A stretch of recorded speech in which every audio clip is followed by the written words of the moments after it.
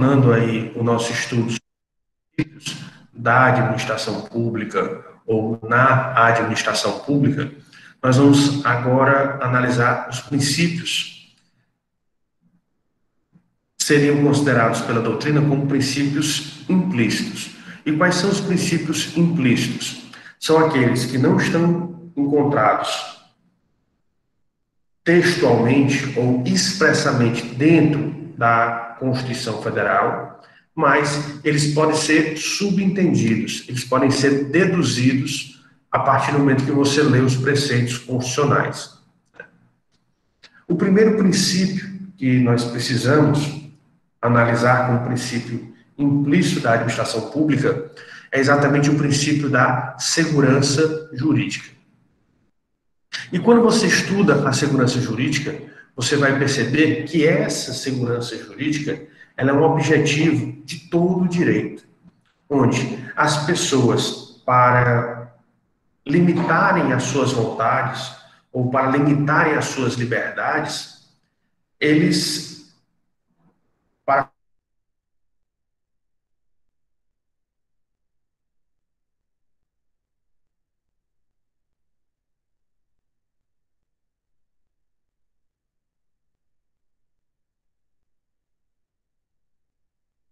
a segurança, né? Então, você tem que sacrificar uma parte da sua liberdade.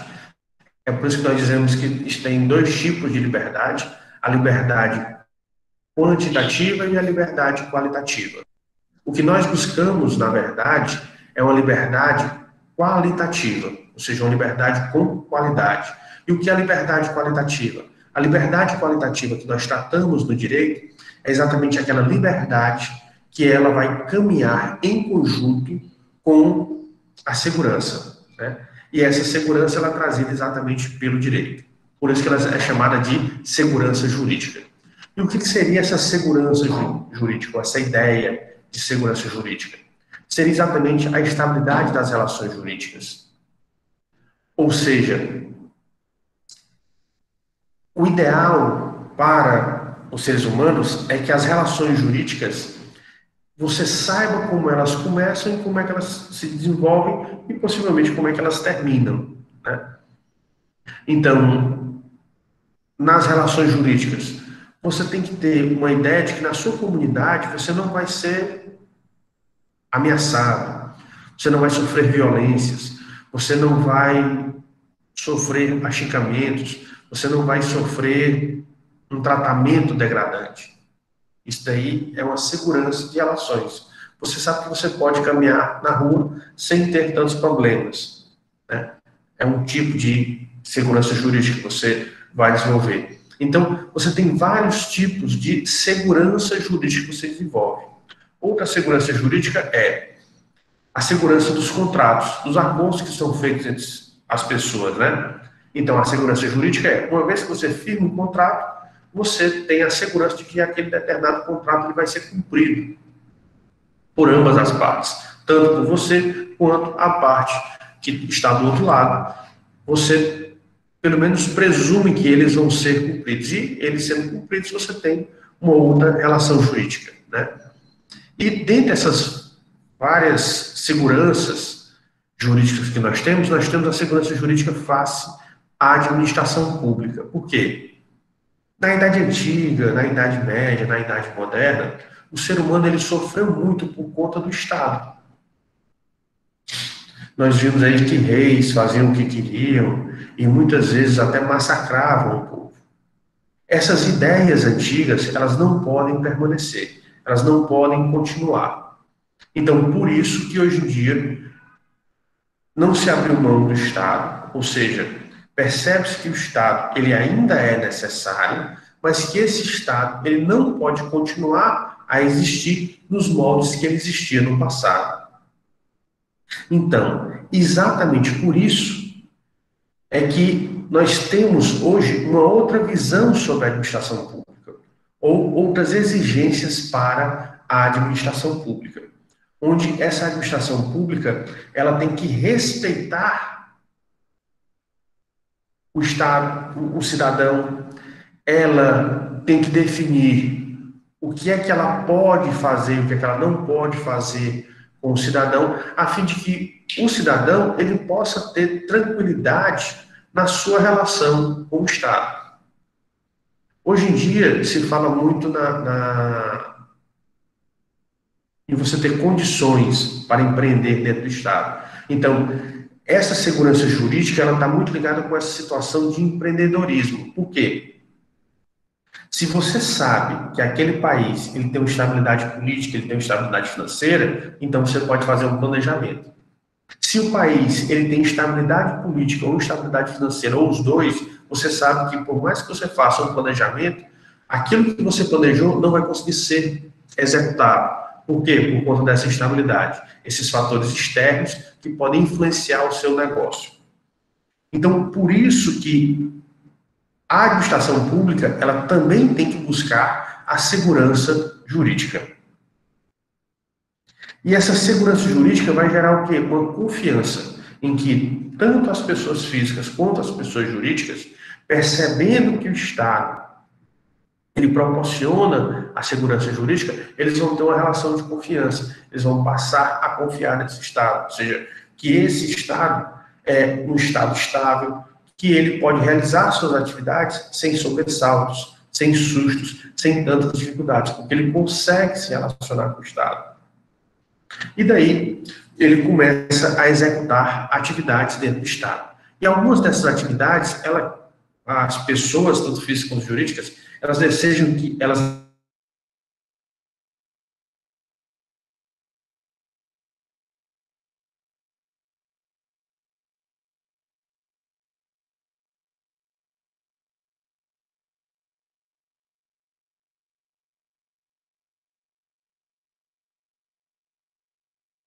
essas atividades. Qual é a ideia do direito adquirido, né? Então, basicamente, foi um direito que foi concebido.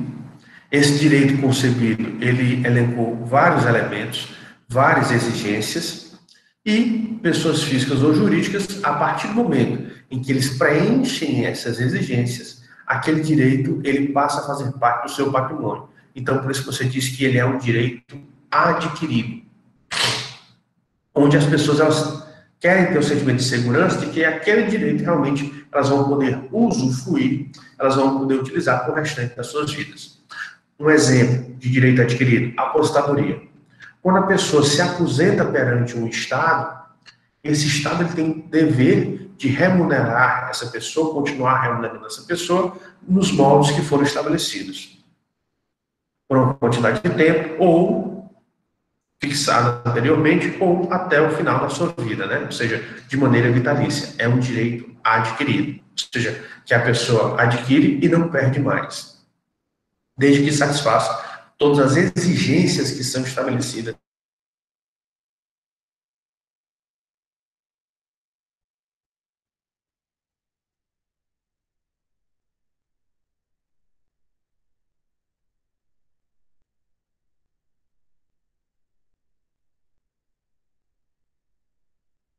Legislação vigente. O direito adquirido é adquirido em relação ao direito em si, certo? Então, o direito, ele é um direito, o seu objeto é, como o nome está dizendo, é o próprio direito, que foi alcançado por você preencher os requisitos da legislação.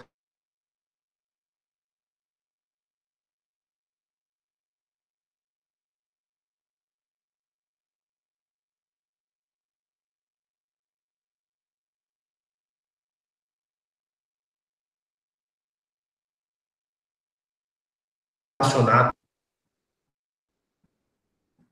é essa a relação que nós temos.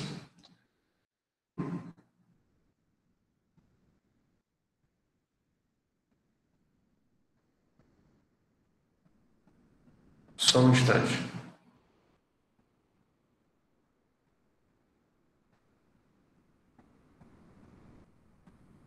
Pessoal, realmente está tendo um probleminha aqui, mas a gente já está resolvendo, tá certo?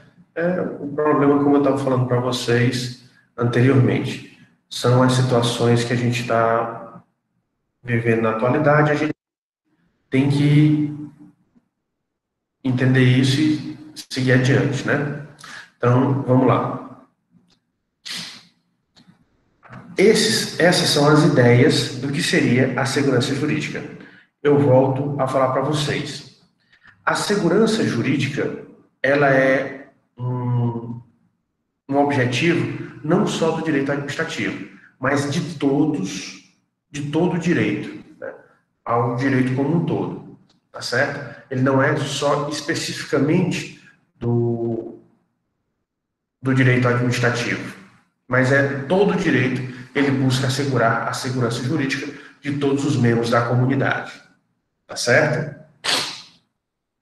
Bem, continuando a nossa análise, nós vamos também o princípio da continuidade, ou continuidade dos serviços públicos.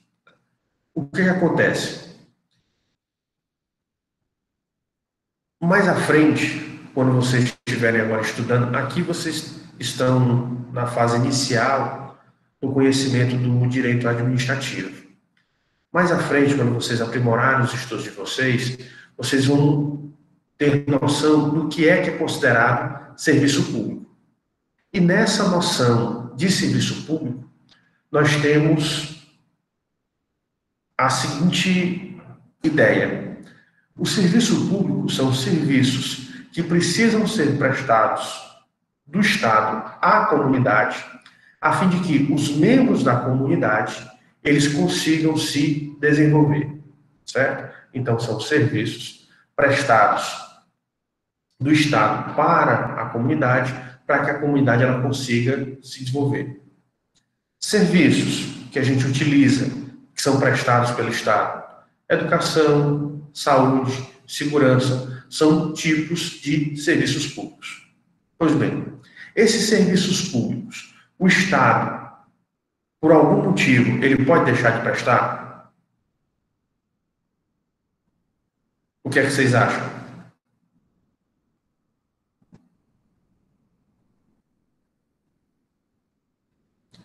Digamos, a maioria dos estados, em tempo de pandemia, está sofrendo com crises financeiras.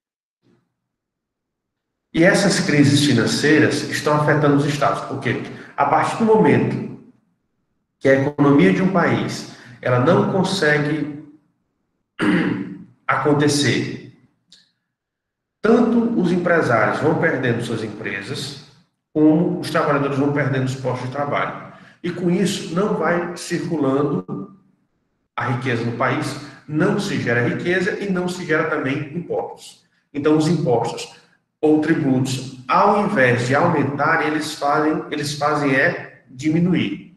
Então, por isso que o Estado ele tem que atuar. Porque se ele não atuar, a situação vai se complicar cada vez mais. E essas atuações do Estado não podem ser atuações a serem feitas de qualquer maneira. Elas têm que ser feitas de maneira planejada, elas têm que ser bem pensadas para que a sua atuação realmente consiga reverter a maré. Ou seja, se você tem uma crise financeira, que você consiga retornar um desenvolvimento, ou pelo menos um período de estagnação, para que depois você consiga desenvolver novamente a economia. Então, tem que passar por uma mudança. Então, por isso que é importante que essas intervenções, que essas atuações, elas aconteçam e aconteçam de forma eficiente. Tá certo? Isso é importantíssimo acontecer. Não se pode deixar de fazer. Ok. Então, nós temos essa realidade, a realidade dos serviços públicos, em que o Estado não pode deixar de prestar. Então, por isso que surge esse princípio, que é o princípio da continuidade dos serviços públicos. Ou seja, aconteça o que acontecer, o serviço público precisa continuar a ser prestado. Ele não pode ser cessado, ele não pode ser interrompido em nenhum momento, em nenhuma ocasião. Vocês podem ver agora, aliás, vamos analisar o que aconteceu no ano passado, né? ocorreu a situação da pandemia. Como não se conhecia o comportamento desse vírus, o que foi que aconteceu? Os cientistas eles começaram a perceber que esse vírus ele era muito contagioso. E essa contaminação, ela vinha exatamente dos olhos, nariz, boca, que seriam exatamente as portas de entrada desse vírus no organismo. Então, o que foi que aconteceu? É evitar o máximo de contato possível entre os seres humanos. Por isso que ficou essa ideia do distanciamento social. Mas a maioria das pessoas não segue o distanciamento social. Então, por isso que surgiu uma segunda fase. O distanciamento, se as pessoas não estão conseguindo fazer o distanciamento ou cumprir o distanciamento, então vamos para a próxima fase. Vamos isolar essas pessoas. Como é que você isola as pessoas? Cada família fica na sua casa. Então, as empresas privadas tiveram que dispensar suas atividades ou passar para um sistema home office, onde a atividade pudesse ser desenvolvida em casa. O poder público também passou por essas transformações. E você viu que quase todo o poder público ficou home office. Aquilo que podia ficar home office, ficou home office. O único serviço que efetivamente não pôde parar em circunstância alguma, qual foi? A saúde, né? Por quê? Porque o tratamento das pessoas era necessário. Então, por isso que o Estado, existem determinadas atividades, existem determinadas situações que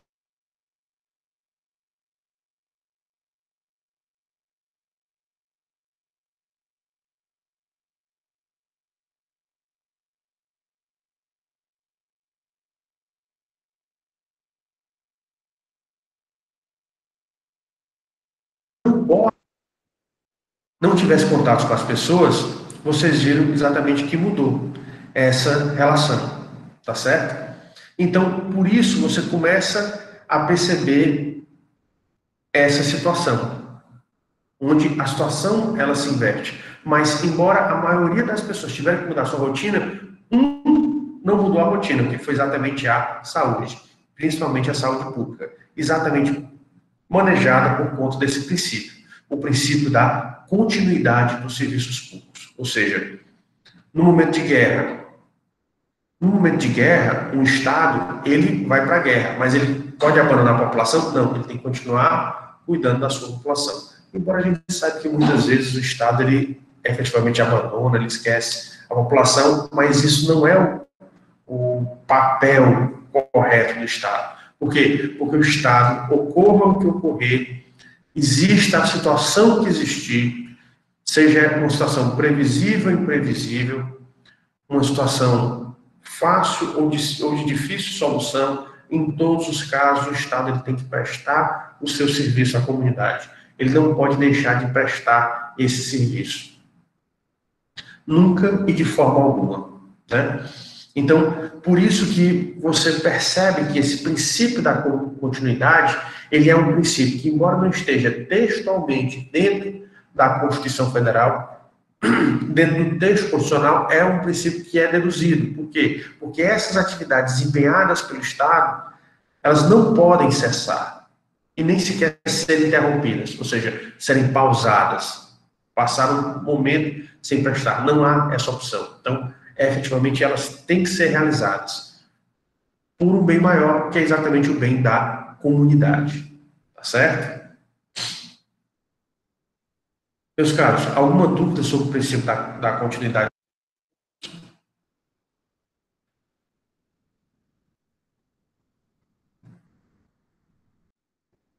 Não? Ok, Matheus. Obrigado aí pela informação. O próximo princípio que nós vamos analisar, dentre os princípios implícitos, é exatamente esse: o princípio da supremacia do interesse público e indisponibilidade do interesse público. Então, a gente tem que entender essas duas vertentes do interesse público: a supremacia do interesse público e a indisponibilidade do interesse público. Primeiro, a gente tem que entender o que seria esse interesse público. O interesse público seria o interesse do público, da comunidade. Mas essa coletividade, As pessoas elas conseguem se reunir e dizer o que é que a coletividade entende? Não, né? Porque você não conseguiria reunir todas as pessoas. Então, por isso que você tem os chamados representantes. Quem são os representantes do povo? São os parlamentares. E os parlamentares, que são os representantes do povo, ou os legisladores, eles são encontrados em que órgão público? No poder legislativo. Então, é lá, principalmente no poder legislativo, que são estabelecidos quais são os interesses da sua comunidade. É por isso que você tem a Constituição, e na Constituição você já estabelece quais são os interesses da comunidade, você tem a legislação, que elas continuam a trabalhar esse interesse da comunidade. Então, o interesse público, ele é encontrado no conjunto de normas que regulam a administração pública, certo? Então, o interesse público, ele é deduzido, ou ele é encontrado nesse conjunto de normas que vigoram, que regulam a administração pública de qualquer Estado. Então, dentro dessa sistemática, dentro dessa visualização, o que é que acontece? Nós começamos a perceber que esse interesse do Estado, com o decorrer do tempo, ele começa a entrar em choque com os interesses das pessoas que compõem o Estado.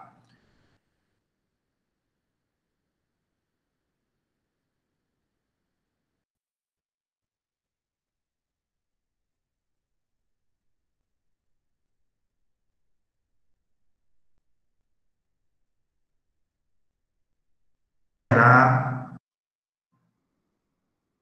exatamente esses pensamentos diferentes ou formas diferentes.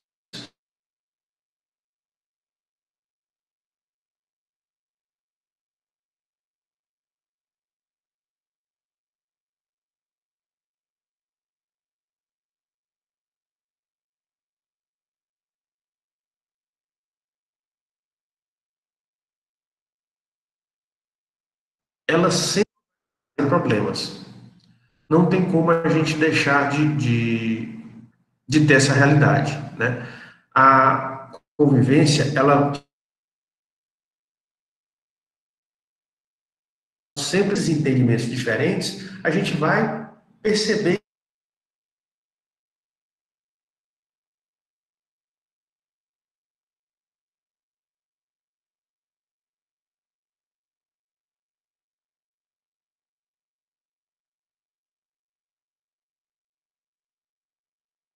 que acontece.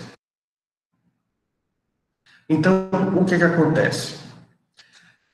Dentro desse interesse público, nós temos que perceber que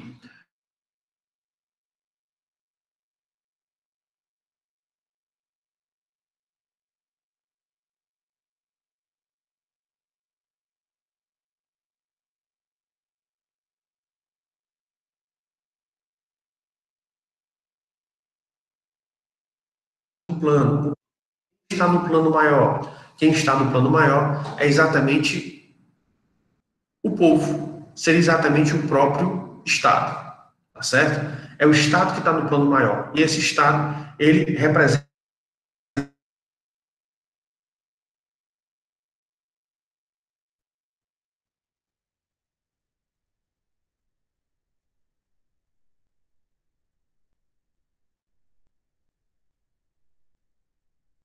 ser listas, né? Hobbes, Locke, você vai ver que eles já lidam com essa ideia de que o Estado, uma vez que ele é formado, ele vai ter um interesse que é da comunidade. E esse interesse da comunidade, ele é diferente do interesse de todas as pessoas que fazem parte. Porque o interesse de cada pessoa é um interesse individual, é um interesse particular. Então, esse interesse que surge da comunidade, ele estaria superior a todos os demais. E ele deveria prevalecer sobre todos os demais. Né? Então, por isso que se cria essa ideia do interesse público.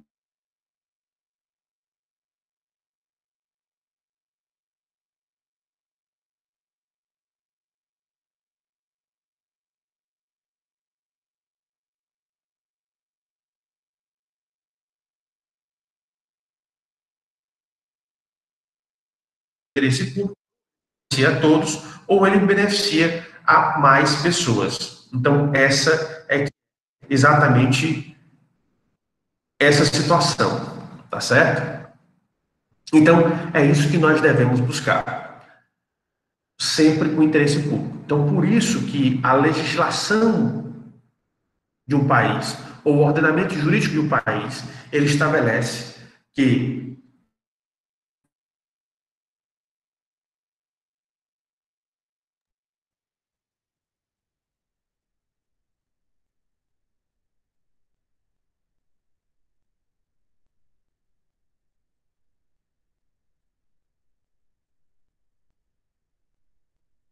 público. Então, essa é a ideia de prevalência, tá certo? Onde o interesse público ele vai estar acima de todos os demais, ok? E o da indisponibilidade diz exatamente que o administrador, ou seja, quem está gerenciando, quem está administrando o Estado, ele não pode fazer aquilo que ele quiser.